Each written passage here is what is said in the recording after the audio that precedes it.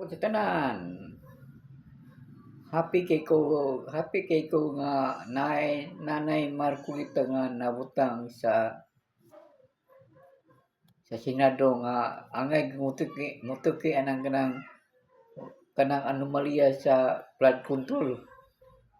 Grabe nga grabe nga pundo sa nasod na. Waltas-waltas na kanila ang kwarta kay ato ginatutukan sakto nga kanang ang problema kay dili basta-basta kay kurakot mo na. Dakong kwarta na sa kabahin sa G budget na sa katuig 1.2 trillion ang kuan na budget.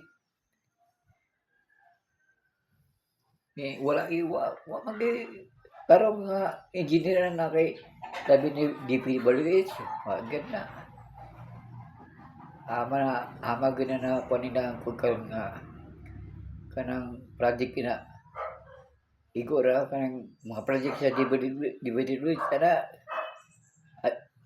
kuan nila ilang gubon nila ang kuan gubon ang mayong dalan kay pulihan sa kuan pulihan sa daanan na. Mo na sakit sa Pilipino nga kuan gyud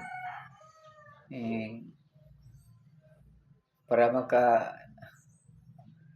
komisyon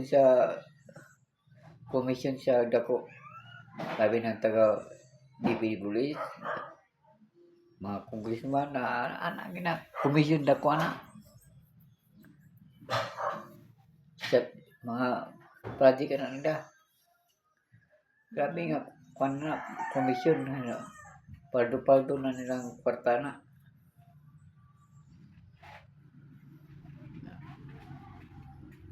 Dili pa nato mabasol sila kay di nato sila mabasol pud na kay nagdawat man ta sa kada eleksyon nga magdawat man ta ng ilang kwarta. Ato man ang kwartang pangatag nila sa kada eleksyon na nagod. Di nato mabasol kay usa man ka kurukot ana kay sino pag nagdawat man ta kuan na bayad sa eleksyon pagbotar. Di nato mabasol na sila kay mao yang kurakot lang nagud kay nagdawat mo ta nagud. Ato gyud utrohon nga dapat nga atong botaran nga angayan gid karon umabot nga sa 2028 ato ginang tarungon tungunaon nga atong kalabuan sa atong nasod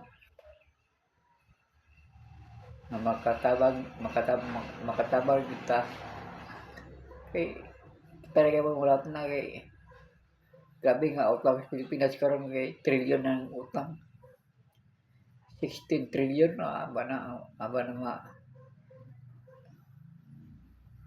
munang nangita karong nangita ang gobyerno nga pag mga taxes kay wa dako na kay utang.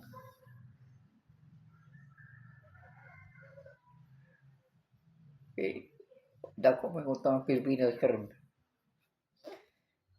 Man atong hunahuna nga sa umabot nga eleksyon na